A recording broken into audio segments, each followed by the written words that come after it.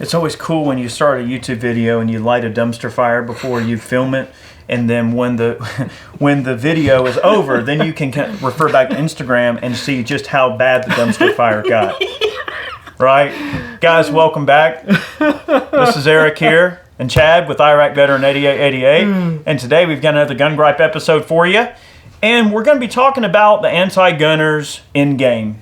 And this can be a far-reaching video if we want it to be, but I mainly want this video to be sort of a specific answer to a recent video that was put out from Senator Julie Morrison out of Illinois. We'll get to that in just a second. Definitely want to take a moment to thank the folks at SDI. They've got some great gunsmithing programs. They allow these videos to come out raw, unadulterated, unfiltered, straight to the point, straight from the heart. And that's really the way we prefer these videos to be. So we definitely thank them for supporting Gun Gripes and allowing us to continue down our devastating rabbit hole of truth. So hopefully you can put that in your pipe and smoke it one good time and see what happens. But guys, thanks for tuning in, and we are going to discuss this a little bit. So there was a town hall meeting in Illinois not too long ago, and I think this video is from like 6/19, 6/20. So it's been about a week ago at this point. It's not necessarily super time sensitive, but in this video, in this town hall, one of the citizens was questioning Senator Morrison on a potential tax or fee. I guess you might as well call it a tax, but a fee that they were going to charge to register assault weapons in the state of Illinois in order to keep them. So I guess the proposed measure is, hey, we're going to let you keep what you've got, but you've got to register them with the state. Well, what if a guy owns 30 of one type of gun, and you're talking a $25 fee you have to pay just to keep your guns? Well, what the gentleman was saying in the video was like, if you're going to let me pay a fee to keep this gun, well then why is the gun a problem to begin with? Like, what is the issue with having the gun in the first place if now all it is about a fee to keep it versus confiscating it altogether?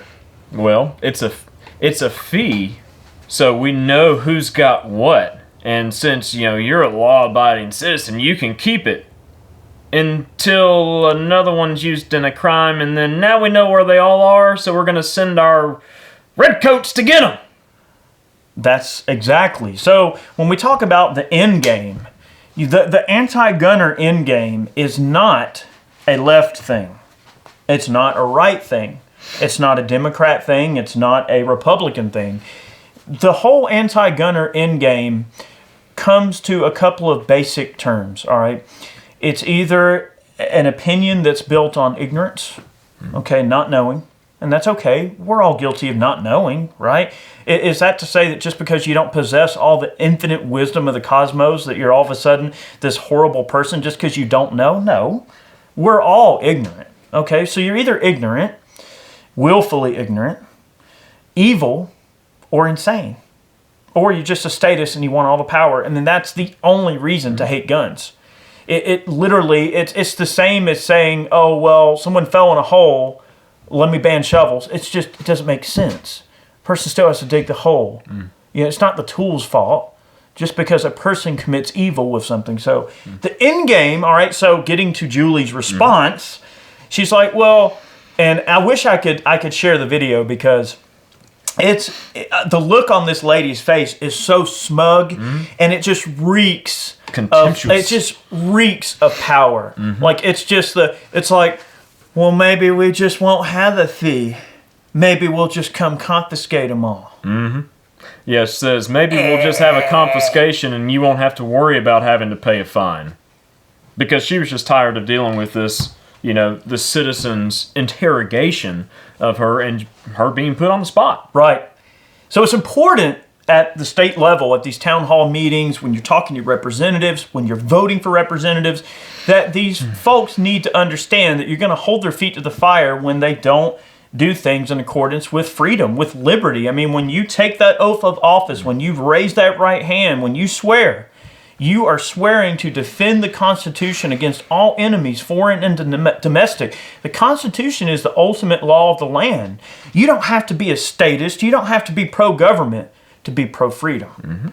The Constitution is a document of freedom. The Constitution limits the government's ability to infringe upon your life. It's a set of rules that say don't step over this boundary because this is the people's boundary and you're infringing on their life.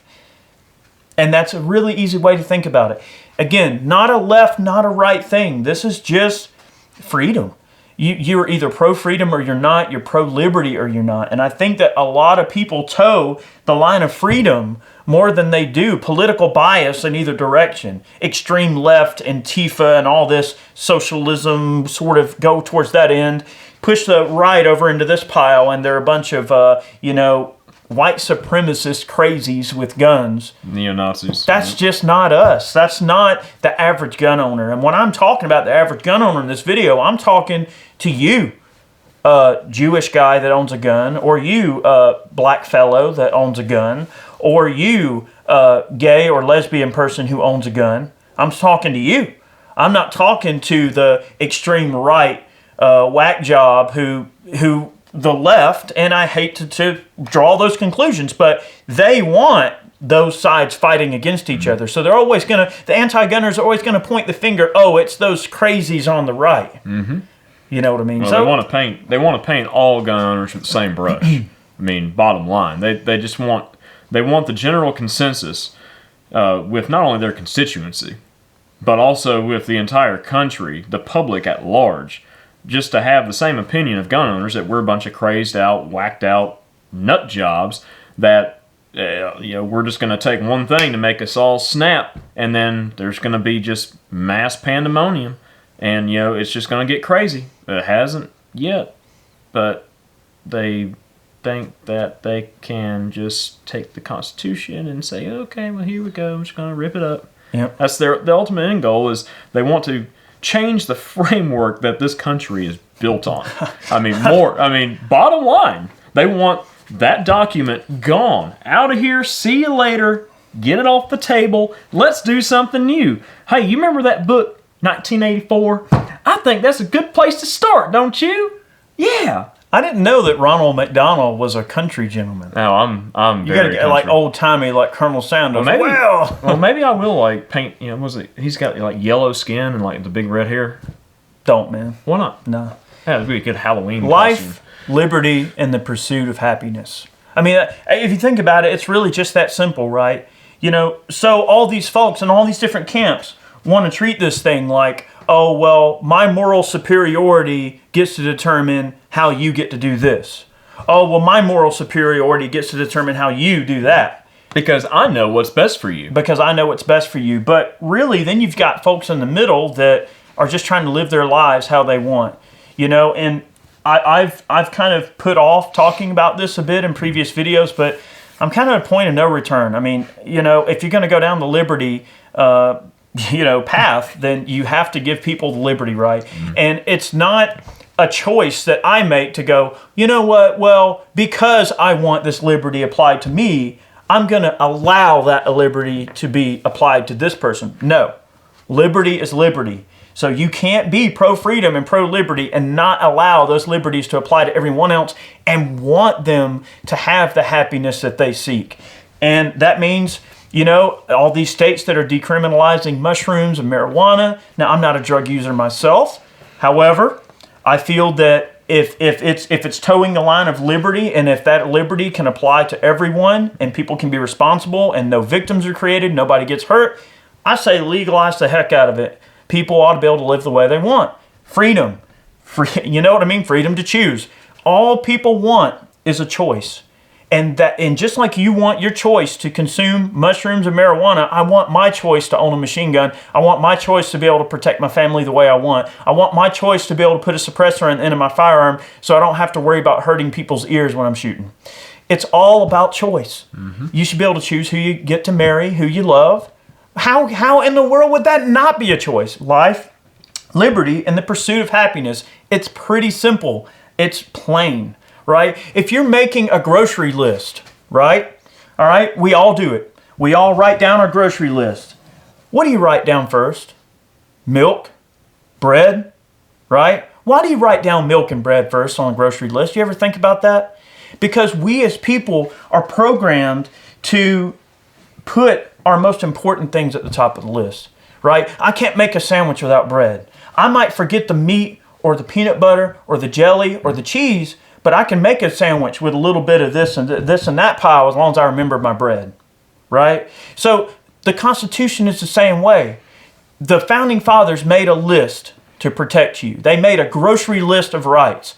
And what did they choose to put on that list first? Was your ability to choose, your ability to voice your opinion against anything you want and to never have your opinion censored. And the Second Amendment gives you the teeth to that opinion. Those were the first two amendments in our Constitution because they were the two most important things on their grocery list. Thing is, Second Amendment gets taken away completely, and say for whatever case, that there was a complete gun confiscation. Everyone in the U.S., no one owned a firearm anymore except law enforcement, military, and then private security that protects all these people in power. All right. So then, what's to stop anybody from criminalizing speech? Yeah. And all this talk about hate speech and this, that, and the other. Oh, you can't say that. Well, yes, I can. You just have to either be a big boy and deal with it, or be a whiny little baby and then go and cry to some authority who you want to enforce your feelings and your, social justice on me because you don't agree with what I may have said. But that's the world that will become the United States, or that'll be what the United States becomes if we ever lose the Second Amendment as a whole, and gun owners just see you later, like, oh well, I'm just going to comply because I don't want to cause any trouble. It's important to remember, guys, the Second Amendment applies to us all. And that's one thing we've always tried to really drive home in these videos. And maybe I've been guilty of not being straightforward enough and forthcoming enough with this to you guys, and telling you exactly the way that I feel about it. But, I think people hopefully don't watch our videos and think, oh, well, these guys are only talking about, a bunch of rich, conservative, white, Christian right-wingers. And that's all this applies to. It's not true. It never has been. And I'm saying it right now, that we want our videos to be a public service that help people make informed decisions, to be safer, more productive members of the Second Amendment community, to be positive ambassadors to the Second Amendment community, and to protect themselves on a regular basis. And I don't care. I don't care what you call yourself, what your gender is, who you love. I don't care what religion you are. Because like I've said in other videos, maybe the previous video, I'm going to say it again in this one, the Second Amendment's on a higher plane than any of that. And it's important that we all stick together and fight together, and we all come together as a family, because whether we like it or not, this country is now sometimes dysfunctional. Sometimes we're a little dysfunctional, and sometimes we get at each other's throats a little bit. Sometimes we say some really hateful things about each other.